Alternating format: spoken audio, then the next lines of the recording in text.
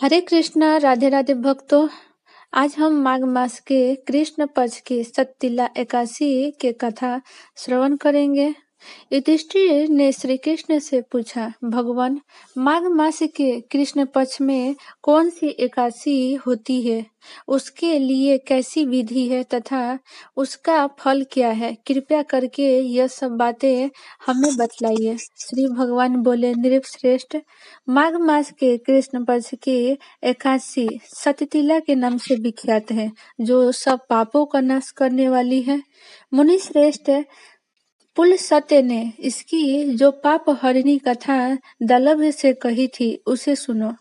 दलभ ने पूछा, ब्रह्मांड, मृत्यु लोक में आए हुए प्राणी प्रायः पाप कर्म करते रहते हैं, उन्हें नरक में न जाना पड़े, इसके लिए कौन सा उपाय है? बताने की कृपा करें।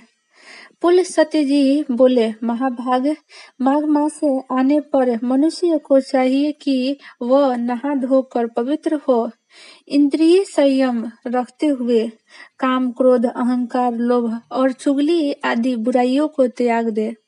देवाधिदेव भगवान का स्मरण करके जल से पैर धोकर भूमि पर पड़े हुए गोबर का संग्रह करे, उसमें तिल और कपास मिलाकर 108 पिंडिकाएं बनाए। फिर माघ में जब आद्रा या मूल नक्षत्र आए तब कृष्ण पक्ष की एकादशी करने के लिए नियम ग्रहण करे।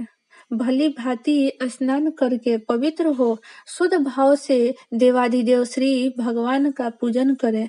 कोई भूल हो जाने पर श्री कृष्ण का नामोच्चारण करे। रात को जागरण और होम करे। चंदन और गजा, कपूर, नैवेद्य आदि सामग्रियों से शंख, चक्र और गदा धारण करने वाले देव देवेश्वर श्री हरि का पूजन करे। तत्पश्चात भगवान का स्मरण करके बारंबार श्री कृष्ण नाम का उच्चारण करते हुए कुम्हरे, नारियल अथवा बिजोरे के फल से भगवान को विधि पूर्वक अर्घ दे।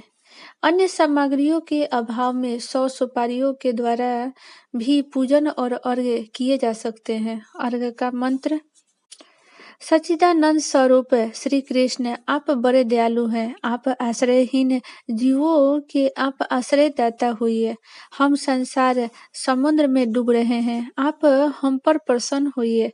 कमल नयन, विश्व भावन, शुभ्रहार्यम, महापुरुष, सबके पूर्वज, आपको नमस्कार है। जगतपते, मेरा दिए हुए अर्घ्य आप लक्ष्मी जी के साथ स्वीकार करें। तत्पश्चात ब्राह्मण का पूजन करें, उसे जल का घड़ा, छाता, जूता और वस्त्र दान करें। दान करते समय ऐसा कहें, इस दान के द्वारा भगवान श्री कृष्ण मुझ पर प्रसन्न हो। अपनी शक्ति के अनुसार श्रेष्ठ ब्राह्मण को काली गौ दान करें।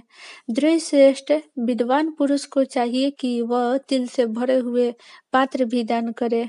उन तिल के बोने पर उनसे जितनी शाखाएं पैदा हो सकती है, उतनी 1000 वर्षों तक वह स्वर्गलोक में प्रतिष्ठित होता है। तिल से स्नान होम करे, तिल का उबटन लगावे, तिल मिलाए हुए जल पिए, तिल का दान करे, तिल को भोजन के काम में ले। इस प्रकार हे नृपश्रेष्ठ, 6 कामों में तिल का उपयोग होने के कारण यह एकादशी सततिला कहलाती है, जो सब पापों का नाश करने वाली है। प्रेम से बोलो लक्ष्मी नारायण की जय, राधे कृष्ण की जय। जय जय श्री राधे।